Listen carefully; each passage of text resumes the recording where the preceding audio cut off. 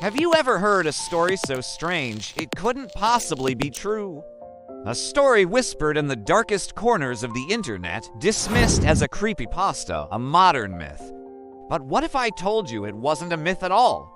What if I told you there's a place that vanishes with the sunrise, a kingdom that exists only at night? It began with a series of inexplicable disappearances.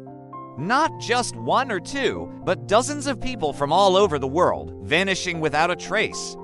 The only link, a single cryptic message found on their devices: the night calls. The kingdom awaits. Police were baffled. The media created a frenzy, speculating about everything from a cult to an elaborate prank. But for those who searched for the truth, the breadcrumbs led to a place that wasn't on any map, a place they called Nocturna. My journey into this mystery started with an old, forgotten journal I found in a dusty antique shop. It belonged to an urban explorer named Alistair Finch, who had disappeared a decade earlier. His last entries were frantic, filled with sketches of impossible architecture and talk of a city that breathed in the dark. He wrote, "They don't understand. It's not a place you find. It's a place that finds you." He described a specific ritual, a sequence of actions to be performed at midnight in a location where the veil between worlds is thin. He believed this was the key, the invitation. Most would call it madness. I called it a lead. Following Alistair's notes, I found myself in a desolate, abandoned observatory high in the Atacama Desert, one of the darkest places on Earth. The air was thin, cold, and the silence was absolute. As the clock struck midnight, I performed the ritual he described: a series of resonant hums combined with tracing a specific pattern on the ground with salt. For a moment, nothing happened. The silence deepened, and a wave of disappointment washed over me. It was all just a story, but then the stars began to change. They didn't just twinkle, they swirled, melting into rivers of light. The ground beneath me trembled, not with an earthquake's violence, but with a deep, rhythmic pulse like the slow heartbeat of a sleeping giant. The air grew thick with the scent of night-blooming jasmine and dampened, and then I saw it. Rising from the desert floor, shimmering like a heat haze made of moonlight, were the spires of Nocturna. It was a city sculpted from shadow and starlight. Towers of obsidian seemed to drink the darkness, while bridges of pure moonlight arched over canals of liquid shadow.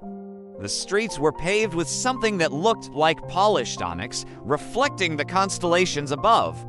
There were no torches, no lamps, yet the city was bathed in a soft, ethereal glow that seemed to emanate from the very stones themselves. And there were people, or what looked like people. They moved with a silent grace, their faces half hidden in the gentle gloom. They were the lost, the vanished. They were the citizens of Nocturna. They weren't prisoners, they were home. They had found a place where they belonged, a world that mirrored the quiet solitude in their own hearts. They didn't speak with voices, but with thoughts, their feelings and memories drifting through the air like faint music. I learned that Nocturna wasn't just a place. It was a consciousness, a collective dream of those who felt out of place in the bright, noisy world of the sun. It offered refuge to the lonely, the misunderstood, the dreamers. But this sanctuary held a secret, a paradox at its very core. The kingdom was fueled by memory. To live in Nocturna, its citizens had to offer their daytime memories, their connections to the world of the sun. They traded the glare of their past for the soft glow of an eternal night.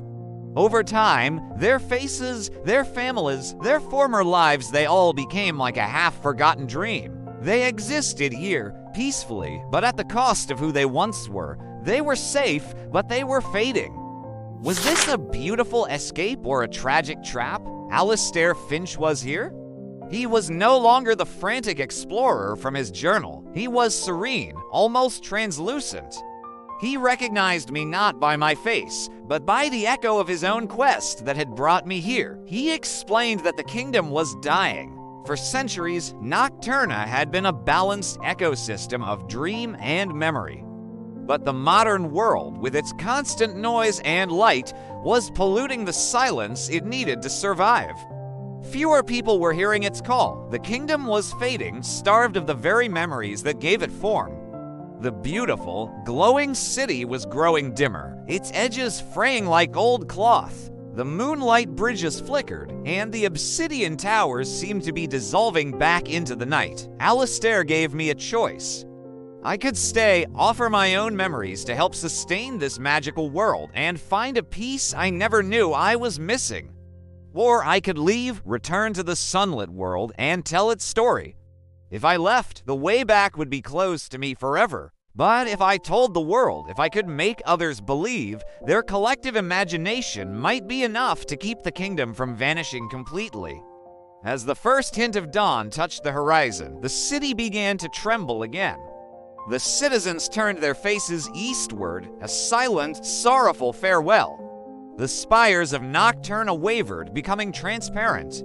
I had to choose the peace of the night or the chaos of the day. The poultice stay was immense, a siren song of perfect belonging.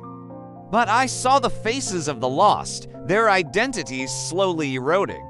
I thought of Alistair, a ghost haunting his own paradise. I chose to remember. I chose to tell their story. As the first ray of sun broke over the mountain, the entire kingdom dissolved into a whisper of light and was gone. I was alone again in the desert, with nothing but salt on the ground and a memory that felt too real to be a dream. I am its last witness. I am its only voice. Nocturna exists because we dream of it. It survives because we remember it. Its fate is no longer in the hands of the lost, but in the hands of those who are willing to listen to a story told in the dark. If this journey pulled you in, imagine where the next one will take you. The world is full of hidden kingdoms and forgotten truths, waiting in the shadows. Subscribe, like, and share.